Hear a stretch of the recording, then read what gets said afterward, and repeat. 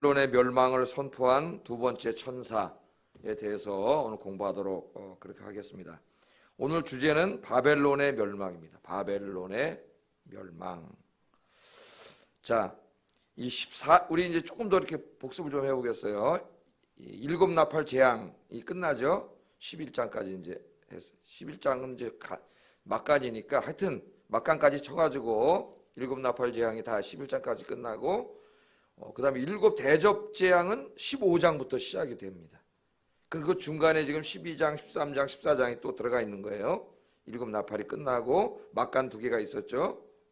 두 증인, 작은 두 책 환상이 있었고, 그 다음에 일곱 대접이 이제 나팔 재앙이 있어야 되는데 일곱 대접 재앙은 15장에 있어요. 그래서 그 사이에 12장, 13장, 14장이 있는데 이 12장, 13장, 14장은 영적 전쟁, 교회와 사탄과의 영적인 전쟁이라고 하는 관점에서 우리 이 교회의 역사를, 인간의 역사를 또 새롭게 바라본 내용이라 그랬습니다. 그러니까 요한계시록은 예수님 재림하시기 직전 7년 동안 있을 일을 순서대로 기록한 책이 아니에요. 그렇게 쓴 책들이 다 이단의 온상이라 그랬습니다. 예수님이 2000년 전에 오셨을 때 초림부터 다시 오실 재림까지의 그 안에 일어날 일들을 다양한 시각에서 여러 번 반복해서 설명하고 있는 게 요한복음이다. 그죠? 일곱 인재앙, 또 일곱 나팔, 일곱 대접, 그 사이에 또 여기 영적인 전쟁, 그렇게 말씀을 드렸어요. 이건 기억이 나시죠? 또 나중에 한번 이제 또 기회가 있을 때 이렇게 전체적으로 도표를 또 하나 그려가지고 이렇게 쉽게 이해할 수 있도록 그렇게 해드리겠습니다. 자, 그래서 이제 12장, 13장에 보면은 사탄이 교회를 파괴시키고 성도들이 하나님을 예배하고 전도하는 걸 방해하려고 하는 무시무시한 사탄의 모습, 그걸 봤죠. 특별히 13장에 보면은 바다에서 올라온 짐승의 모습은 굉장한 이 힘을 가지고 폭력적으로 교회를 핍박해서 교회를 문 닫게 하고 예배 못 드리게 하려고 하는 그런 사탄의 전략이죠. 두 번째는 땅에서 올라오는 짐승이 있는데 이건 어린 양의 모습을 하고 있어요. 근데 입에서는 무슨 말이 나와요? 용의 말이 나와요. 겉으로는 굉장히 부드럽고 우리에게 친숙해 보이고 그렇게 보이는데 입을 딱 벌리기 시작하니까 무슨 얘기예요? 사탄의 소리가 나오는데 바로 그 황제를 숭배하도록, 하나님을 예배하지 않고 황제를 예배하도록 하는 마귀의 일을 해요. 근데 그것은 폭력으로 하는 게 아니라 대부분 뭘로 해요? 유혹으로 하는 거죠. 로마가 가지고 있는 엄청난 그 경제적인 풍요로움, 문화적인 화려함, 음란 퇴폐 문화, 이 사람이 좋아하잖아요. 타락한 인간들이. 이런 것을 통해서 인간을 쓰러뜨리기도 하고, 결국에는 그러나 어린 양도 끝까지 말을 안 들으면 어떻게 합니까? 666이라고 하는 짐승의 표를 강요하고 그 짐승의 표를 끝까지 거절하는 자들에게는 사고 파는 일을 아예 못하게 해서 경제적으로 극심한 고통을 줌으로 살아가기 어렵게 만드는 이런 내용들을 우리가 공부를 했어요. 자, 거기에 대해서 교회가 싸우는데 교회가 어떻게 싸웁니까? 순교하기까지 두려워하지 않고, 물론 많은 교회가 무너졌고 많은 사람들이 배도했습니다. 그 당시에. 그러나 신실한 성도들, 신실한 교회들은 어떻게 했어요? 끝까지 믿음을 지키고 순교하면서도 예배를 드리고 선교를 했어요. 복음을 전했어요. 그거를 이제 우리가 13장까지 공부를 했죠. 12장, 13장에서. 그 다음에 14장에 넘어오면서 어떤 내용이 나옵니까? 신실한 성도들, 끝까지 주님을 예배하고 복음을 전하다 순교한, 그 고난을 감수하면서 믿음을 지켰던 그 성도들이 어떻게 돼요? 그냥 죽음으로 끝나는 게 아니라 천상에서 뭘 하고 있습니까? 구원을 해주신 하나님을 찬양, 어린 양과 하나님을 찬양하는 예배의 모습. 그래서 14만 4천 명, 7장에 인재앙, 7장에 일곱인 재앙이 끝난 다음에 또 막간이 하나 있었죠. 나팔 사이에. 그때 나오는 막간이 요한계시록 7장에 모였어요. 구원받은 성도 14만 4천 명이 시온성에서 하나님을 찬양하는 그림이었는데 그 그림이 한 번 더 나오죠. 14장 1절부터 5절까지. 우리가 이제 지난주에 그걸 공부했습니다. 어린 양을 찬양, 끝까지 믿음을 지킨 성도들은 하나님 나라에서 구원을 받아서 하나님을 찬양하고 어린 양 예수를 찬양하는 그런 예배를 드리는 모습을 공부를 했어요. 자, 그 환상을 본 이후에 요한이 또 환상을 보니까 지금 머릿속으로 쭉 정리가 되죠. 또 환상을 보니까 세 천사 환상을 보게 된다 그랬습니다. 세 천사. 그 중에 이제 첫 번째 천사를 지난주에 공부했죠. 금요일 날. 첫 번째 천사가 어떻게 해요? 공중을 날아가는데 뭘 가지고 있어요? 복음을 가지고 있습니다. 복음을 가지고 있는데 그 복음을 가진 천사가 공중으로 날아서 땅으로 날아오면서 뭘 외쳤어요? 하나님을 경외하고 하나님을 예배하라. 그렇게 외쳤습니다. 구원받는 길은 어떻게 하는 거예요? 하나님 회개하고 돌아와서 하나님을 예배하고 하나님을 경외하라는 거예요. 그 복음을 외치는 것에 대해서 우리 공부를 했죠. 그러면서 천사가 뭐라 그래요? 심판의 날이 가까웠다. 그런 말합니다. 심판의 날이 가까웠으니까 시간이 없다는 거예요. 빨리 회개하고 돌아와서 이 예배의 대열에 참여해라. 첫 번째 천사가 그런 걸 외치면서 지나갔습니다. 그리고 이제 보니까 오늘 공부하게 될 두 번째 천사, 또 내일 공부하게 될 세 번째 천사가 날아가는 걸 보는데, 두 번째 천사, 오늘 이제 우리가 공부할 내용은 큰 성 바벨론이 멸망했다. 큰 성 바벨론이 멸망했다. 그걸 외치고 왜 멸망했느냐? 그 이유가 나옵니다. 어떤 죄를 졌길래 멸망을 했느냐? 오늘 이제 그걸 공부할 거예요. 그러니까 이 큰 성 바벨론은 누구예요? 첫 번째 천사가 지나가면서 하나님을 예배하라고 외치면서 복음을 전하는 것을 방해하는 바벨론이죠. 상징적인 예배하고 전도하는 것을 방해하는 바벨론. 그러니까 누군가 벌써 우리가 알 수가 있겠죠. 이 바벨론이 바벨론의 모습이에요. 그래서 그 하나님을 예배하는 것을 방해하고 선교를 방해하는 바벨론은 멸망을 받는다. 하나님의 심판을 받는다. 그걸 가르쳐주는 거예요. 그 다음에 마지막에는 17절, 18절에 세 번째 천사가 이제 하늘을 날아가면서 외치는데 뭘 외치냐면은 그 바벨론에게 굴복해가지고 그 짐승의 표를 받은 거죠. 짐승의 표를 받은 자는 에게는 하나님의 심판이 있다. 그래서 두 번째 천사와 세 번째 천사는 하나님의 심판을 외치는 천사인데, 첫째는 교회를 박해하고 예배를 방해했던 바벨론 세력, 여기 하나님의 심판이 있을 것이고, 두 번째는 거기에 굴복해서 하나님을 예배하는 것을 중단한 이 짐승의 표를 받은 이 사람들에게도 하나님의 똑같은 재앙이 있을 것이다 하는 것을 외칩니다. 이제 이게 세 천사 내용인데 오늘 두 번째 천사를 공부해 보겠어요. 바벨론 멸망을 외치고 있어요. 8절을 다시 한번 읽어보겠습니다. 시작.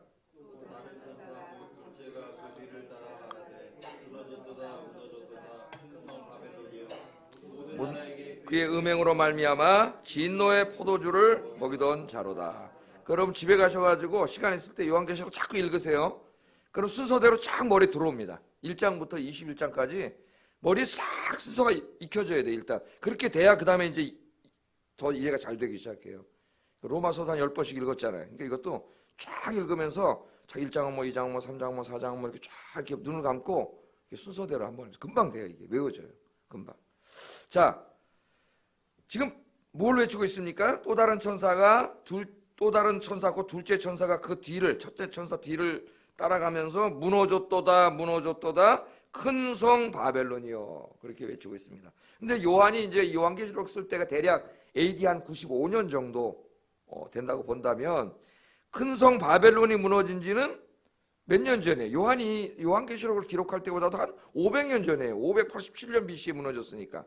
그러니까 바벨론이라고 하는 나라는 이미 500년, 요한이 쓸 때에도 500년 전에 없어진 나라죠. 다 멸망당한 나라예요. 바벨론이 망하고, 페르시아한테 망하고, 페르시아는 헬라한테 망하고, 그 다음에 헬라는 로마한테 망하고, 이 지금 역사가 500년이 지나갔습니다. 그런데 지금 이 천사가 지나가면서 바벨론에게 심판을 무너졌도다 큰 성 바벨론이요, 그러고 있어요. 그러니까 바벨론의 멸망을 예언하고 있는데, 그러니까 여기 바벨론이 문자적인 바벨론이 아니라는 걸 벌써 알 수가 있어요. 500년 전에 망한 나라입니다. 예를 들면 우리 지금 천사가 지나가면서 무너졌도다 이시조선이요, 이시조선 무너지지 뭐 200년도 채 안 됐지만은 고려요, 그런 거랑 마찬가지예요. 그러니까 이게 문자적인 바벨론이 아니에요. 그래서 이제 이 당시에 유대인들이 그 묵시문학, 요한계시록 같은 묵시문학들이 성경에만 있는 게 아니라 유대 문헌에도 있어요. 성경은 아니지만 이런 데서 이제 로마 제국에 대해서 표현을 할 때 한결같이 바벨론이라 그랬어요. 바벨론. 왜 그랬을까요? 로마 제국은 그 당시 엄청나게 강한 나라죠. 그러니까 로마에 대해서 감히 뭐 욕을 하거나 그 정책에 비판을 하거나 로마 황제 숭배 같은 거 하지 않거나 이러면 어떻게 해요? 하지 말라고 얘기하거나 그러면 당장 끌려가서 죽죠. 그리고 로마 제국은 멸망할 거다 이렇게 말하면 끌려가서 죽죠. 그러니까 이 당시에 관습이 뭐냐면 로마라고 하지 않고 로마와 아주 비슷한 성격을 가졌던 역사 속에 존재했던 한 제국, 그게 바벨론이거든요. 그게 바벨론이라는 거예요. 바벨론. 그래서 로마라고 안 나와요. 여기 요한계시록에는 뭐 일곱 머리 달린 용의 모습으로 13장에 나왔죠. 사실 그게 뭐냐면 로마 제국이 일곱 산 위에 세워졌어요. 로마 신화에 의하면은 로마를 말하는 거거든요.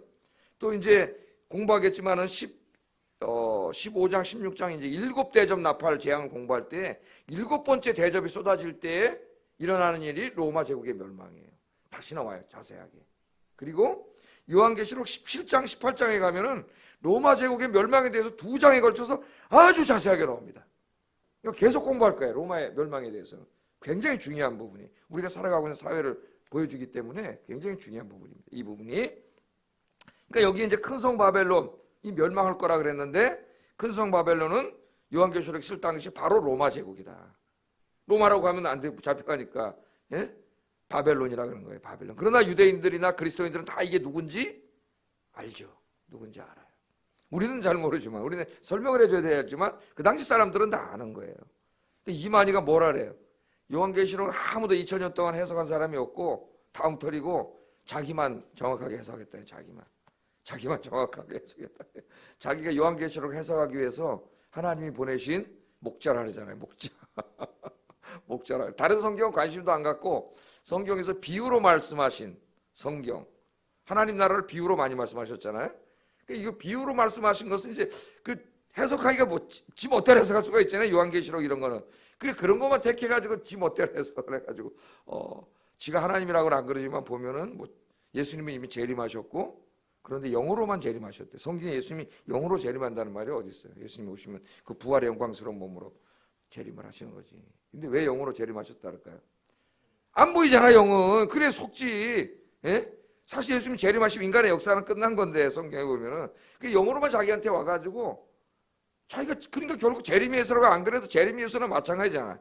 재림 예수의 영으로 재림하시는 게 자기한테 와갖고 자기만 지금 그러고 있으니까요.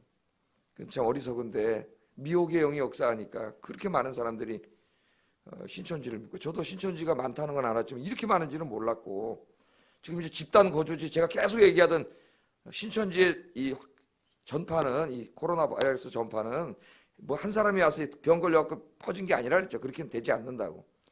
중국에서 들어올 때 집단으로 들어와서 감염된 사람들이 합숙하잖아요. 지금 합숙소 막 이제 나오고 있어요. 이제 나오고 있어요. 합숙소 막 이런데 다 합숙하고 막 지금 집단 아파트 거주하고 이런 게 굉장히 많답니다. 지금. 근데 얘네들이 막 3개월마다 옮겨 다녀가지고 집 나가서 이제 맨 처음에 청년 애들 갈 데가 없으면 다 걔네들 같이 자고 방에서. 그만 4-5명 같이 자고 이러면서 그냥 먹고 자고 하면서 확 퍼져가고 수백 명 수천 명이 된 거예요. 예? 무슨 한 사람이 와서 예배 드렸는데 그 사람 통해서 다 번졌다는 말도 안 되는 이런 얘기로 지금 교회를 겁박하고 있는데 그렇게 해서 번진 거예요. 이게 수사해야 돼요, 빨리 여기는. 자, 이 바벨론과 로마 제국은 아주 공통점이 뭐냐면은 하나님을 대적하는 나라였다는 겁니다. 그리고 정말 중요한 공통점은 하나님을 예배하는 성전을 파괴한 나라예요. 바벨론은 587년에 예루살렘 쳐들어와서 느부갓네살이 어떻게 했어요? 성전을 허물고 부질러서 태워버렸습니다. 요한계시록에 쓰여지기 25년 전에 로마의 황제 베스파시안 때 그 아들 타이투스라고 하는 장군이 어떻게 했어요? 쳐들어와가지고 예루살렘 성을 불태워서 없애버렸어요. 그러니까 로마 제국과 바벨론 제국의 아주 공통점은 뭐냐면은 하나님을 대적하고 하나님의 백성들을 고통을 주고 그 다음에 성전을 불태워버린 자들이에요. 이 두 나라가. 그러니까 여기서 똑같은 나라예요. 하나님이 볼 때는 똑같은 나라. 그래서 바벨론이라고 한 겁니다. 바벨론. 자, 그러니까 이 두 나라는 하나님이 예배를 드리는 성전을 파괴시키는 나라들이에요. 이 민족들이. 그러니까 망하지 않을 수가 없죠. 그래서 바벨론이 그런 짓을 했을 때 예레미야 선지자를 통해서 하나님이 예언했죠. 바벨론의 멸망을. 그 실제로 멸망해버렸습니다. 로마의 멸망을 얘기하고 있잖아요. 이제 로마 끝까지 갈 것 같지만은 478년이니까 내가 연도가 정확히 기억이 안 나는데 478년 이제 이 이후로 한 400년 후에 멸망을 해. 이 로마가 이 북한의 이 북쪽에서 이제 우리가 흔히 말하는 게르만족이라 그러는데 게르만족은 굉장히 그 넓은 의미의 의미고 게르만족 중에서 그 롬바르도족이 쳐들어와 가지고 이제 아주 그냥 박살이 납니다. 로마가 다 불타고 그런 일이 이제 벌어져요. 로마의 멸망이 벌어집니다. 자, 이 두 가지가 바로 하나님의 성전 예배를 중지시키고 방해한 자들이라는 데서 공통점이 있기 때문에 이 로마를 바벨론이라고 하고 있습니다. 자, 우리 계시록 13장에서 두 가지 방법을 썼죠. 크게는 두 가지 방법, 좀 더 쪼개면 세 가지 방법이라고 할 수가 있겠는데, 첫째는 뭐예요? 바다에서 올라온 짐승은 어마어마한 힘을 가지고 폭력적으로 교회를 다 허물고 잡아다 죽이고 막 이런 방법을 썼죠. 이게 마귀가 쓰는 하나의 방법이고, 두 번째는 땅에서 올라온 짐승은 어린 양의 모습을 하고 달콤한 경제, 세상의 유혹 이런 것으로 기독교인들을 유혹해가지고 황제를 숭배하게 해요. 세 번째 하나 더 말한다면 거짓 선지자들을 통해서 지금으로 말하면 이단들이죠. 이단들을 통해서 우상을 숭배하게 하고. 네? 이 13장의 마귀가 사용하는 방법이거든요. 이 두 가지를 사용을 해서 많은 사람들을 쓰러뜨린 것도 사실입니다. 신실하지 못한 교회가 무너졌고 신실하지 못한 성도들이 죽음 앞에서 두려워서 굴복했고 세상의 그 풍요로움과 경제적인 그 풍요로움 앞에서 돈 앞에서 무너진 거죠. 결국 돈이 하나님이 됐죠. 돈이 하나님이 되고 로마가 하나님이 되고 그게 뭐예요? 666의 표를 받은 거예요. 666의 표를 받은. 그렇게 무너졌어요. 이제 그 자들에 대한 그런 사람들에 대한 심판이 내일 이제 선포됩니다. 조사를 통해서. 자, 그것을 우리가 이제 13장에서 공부를 했는데 그런 가운데서도 신실한 사람들은 믿음을 지켰어요. 그래서 히브리서 11장 28절에 보면은 이렇게 말씀을 합니다. 이런 사람들은 세상이 감당하지 못했다.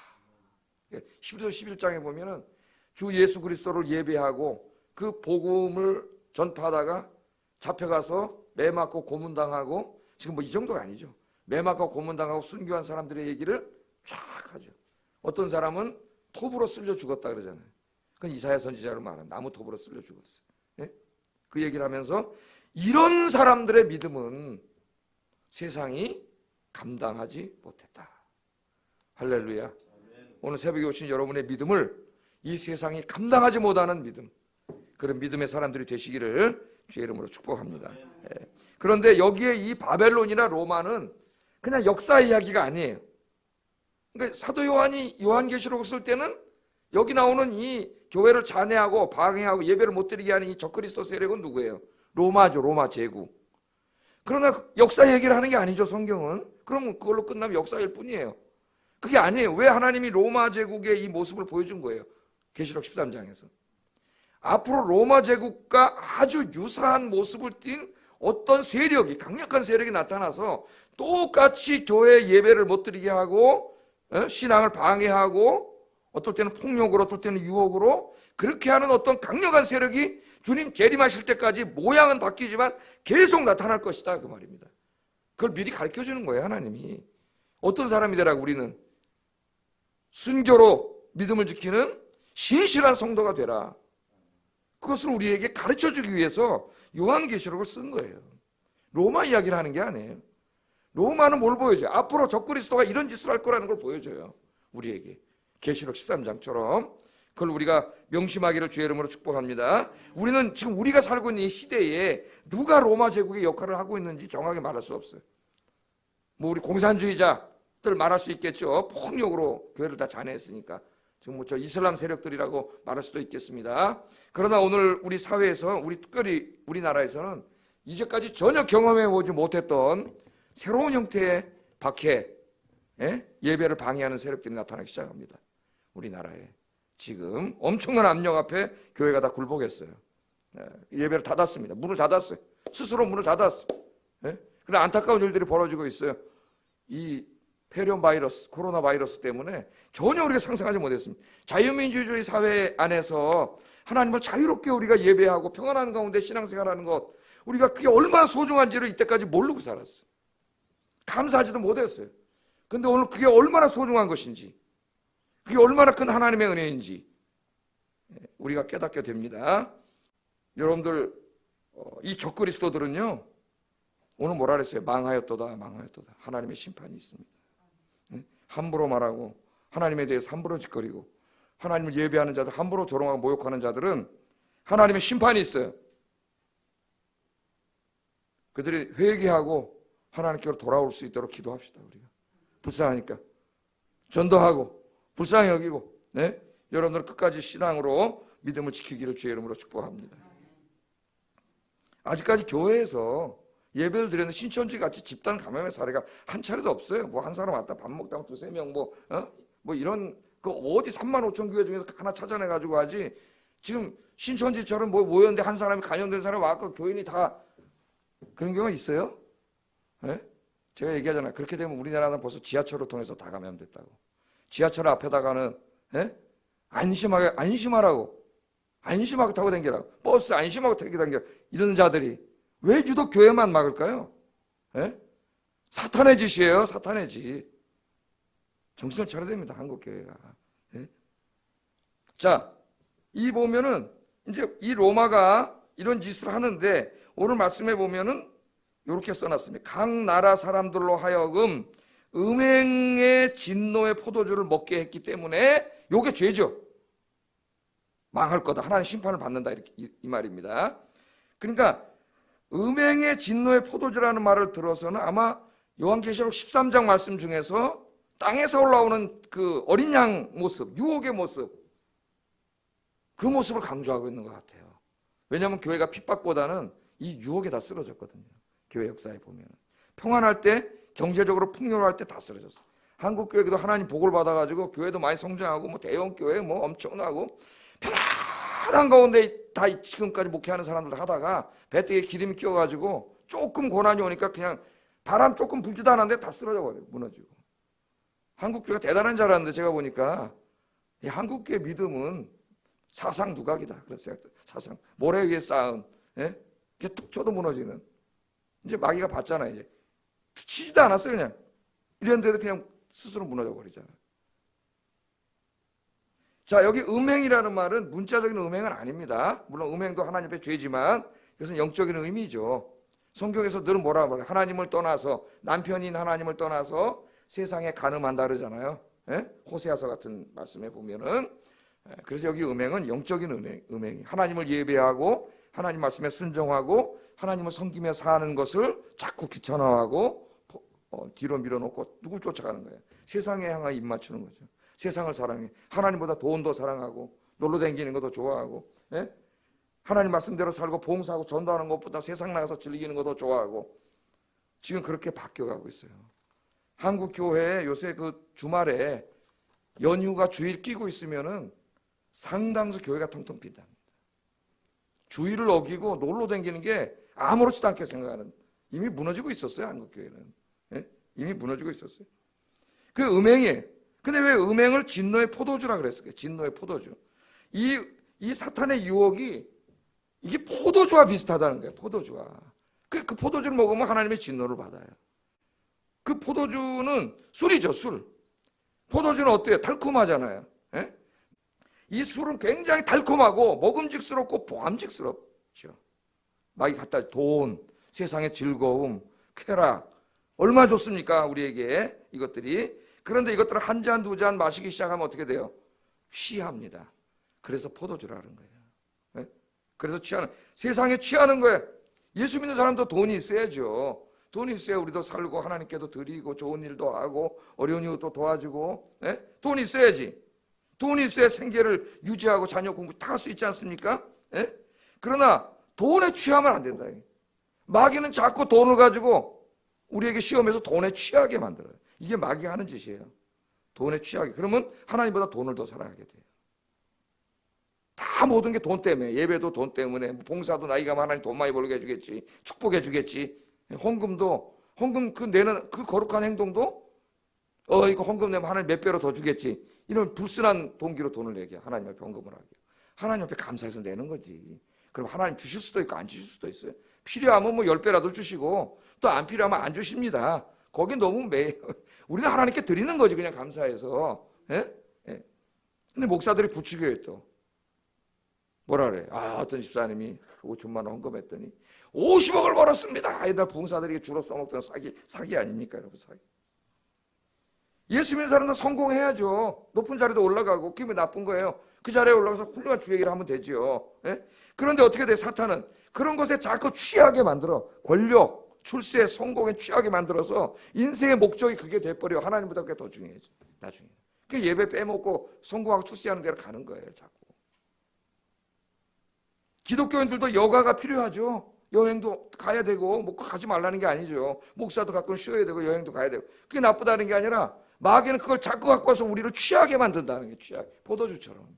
한 잔 두 잔 하다 그 과도해져 갖고 취해 갖고 나중에 알코올 중독이 돼. 여기 중독이 돼 가지고 우리나라 지금 보세요. 우리나라 지금 텔레비전을 보면은 뭘 하나 봤더니 맨날 연예인들이 나와서 두 개 하더라고. 하나는 밥 먹는 거야. 밥 먹는 거. 뭐 해먹고 요리사가 또 왜 이렇게 요새 많이 나오는지 셰프라니 셰프가 왜 이렇게 많이 나오는지 셰프가 스타가 됐어요. 요새 우리나라에. 또 하나 뭐 나와요?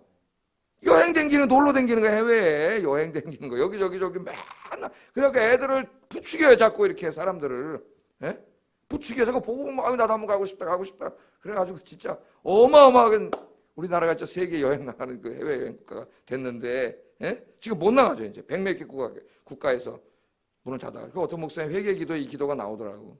우리가 하나님 주신 재물과 물질을 가지고 하나님께 드리지 못하 그렇게 해외로 놀러 댕겨 여행 다닌 하나님께서 강제로 막으셨습니다. 맞는 기도인지 아닌지 잘 모르겠지만 다 미치게 하는 거예요. 돈, 권력, 명예, 출세, 성공, 향락, 성 이게 뭐예요? 다 하나님이 어느 정도 균형 잡힌 생활 속에 필요한 것이지만 그거에 탐닉하기 시작하면 이 포도주에 이거는 한 번, 두 번 먹을 때일수록 어떻게 취해요. 자기 통제를 못합니다. 그래서 진노를 받게 돼요. 그래서 진노의 포도주예요. 우리 타락한 인간에게는 굉장히 달콤한데 거기에 취해버려요. 거기에 취한 그리스도인이 지금 얼마나 많은지 아십니까? 이 땅에 80%는 거기에 취해 있어요. 거기에 취해서 살아요. 우리가 그걸 끊고 하나님께로 돌아와야 됩니다. 돌아와서 큰 성 바벨론 망하죠. 내일은 이제 거기에 취한 자들이 망해요. 취한 자들. 여러분 오늘 우리 아침에 기도했으면 좋겠습니다. 나라와 민족을 위해서 기도해야 되겠는데 첫째, 자 사탄의 방식은 바로 로마가 사용하던 이 방식을 계속 사탄은 사용합니다. 어떨 때는 핍박으로, 어떨 때는 세상의 유혹으로 우리를 시험하고 예배드리지 못하게 하고 하는데 여러분은 신실한 하나님의 성도가 돼서 사탄의 어떤 전략에도 굴복하지 말고 주님 오실 때까지 순교하더라도 주님을 예배하고 섬기는 그런 신앙생활 되게 해달라고 기도하세요. 첫 번째, 순교자의 신앙을 갖게 해달라고 기도하시라고. 두 번째는 이런 하나님을 대적하는 세력은 두려워할 필요 없습니다. 이 자들에게는 하나님의 심판이 있어요. 두려워하지 말고 하나님 붙잡고 오늘도 승리하게 하소서. 같이 기도하겠습니다.